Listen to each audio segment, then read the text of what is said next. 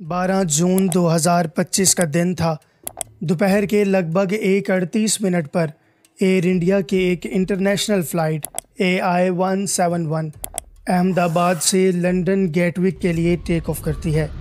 ये Boeing 787 dream liner aircraft था, एक मॉडर्न और रिलायबल प्लेन जिसमें 230 मुसाफिर और 12 क्रू मेंबर्स सवार थे।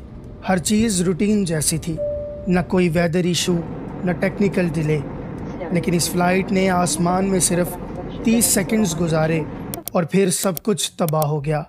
टेक ऑफ के चंद ही लम्हों बाद जहाज़ ने सिर्फ 625 फीट की बुलंदी तक पहुंचकर अचानक नीचे गिरना शुरू कर दिया। कुछ लोगों ने समझा कि शायद इंजन में कुछ गड़बड़ है, लेकिन किसी को अंदाज़ा नहीं था कि अगले कुछ सेकंड्स में यह जहाज़ अहमदाबाद के बीजे मेडिकल कॉलेज के हॉस्टल बिल्डिंग पर क्रैश होने वाला है। जब एयरक्राफ्ट हॉस्टल पर गिरा तो ज़ोरदार धमाका हुआ, जिससे आसपास की बिल्डिंग्स भी हिल गईं। जहाज़ में आग लग गई और देखते ही देखते सब कुछ जलकर राख हो गया। इस हादसे में 241 लोग यानी जहाज़ के अंदर लगभग तमाम लोग जान से गए। ज़मीन पर भी 28 से ज़्यादा लोग मारे गए, जिनमें ज़्यादातर स्टूडेंट्स और इंटर्न्स थे जो हॉस्टल में रहते थे। 60 से ज़्यादा लोग घायल हुए, जिनमें कई अभी भी हॉस्पिटल में क्रिटिकल हालत में है। ये एक ऐसा मंजर था जहां इंसानी जिस्म, लोहा और शोला एक दूसरे में घुल चुके थे। लेकिन इस पूरी तबाही में एक छोटा सा चमत्कार भी हुआ। सिर्फ एक शख्स जिंदा बचा, एक ब्रिटिश सिटीज़न, विश्वास कुमार रामेश। उसकी सीट नंबर थी 11A। क्रैश के बाद उसने अपने घर फ़ोन किया और सिर्फ एक ही जुमला बोला, मैं ज़िंदा हूँ, लेकिन सब कुछ बर्बाद हो गया। उसका बचा रहना किसी मौजज़े से कम नहीं था। अब बात करते हैं इन्वेस्टिगेशन की। ब्लैक बॉक्स डाटा से ये पता चला कि इंजन नंबर 1 में अब नॉर्मल वाइब्रेशन रिकॉर्ड हुई थी।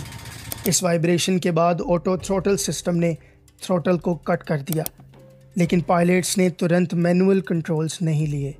शायद सिस्टम एरर समझने में देर हो गई या उनका रिस्पॉन्स स्लो था। ये भी सामने आया कि मेंटेनेंस रिपोर्ट्स में पहले से कुछ टेक्निकल वार्निंग्स मेंशन की गई थीं, जो रूटीन चेकअप में इग्नोर हो गई थीं। इस वक्त DGCA और NTSB दोनों मिलकर पूरी इन्वेस्टिगेशन कर रहे हैं। बोइंग के एयरक्राफ्ट डिज़ाइन पर सवाल उठ रहा है और एयर इंडिया के मेंटेनेंस स्टैंडर्ड्स पर भी लोग फिंगर पॉइंट्स कर रहे हैं।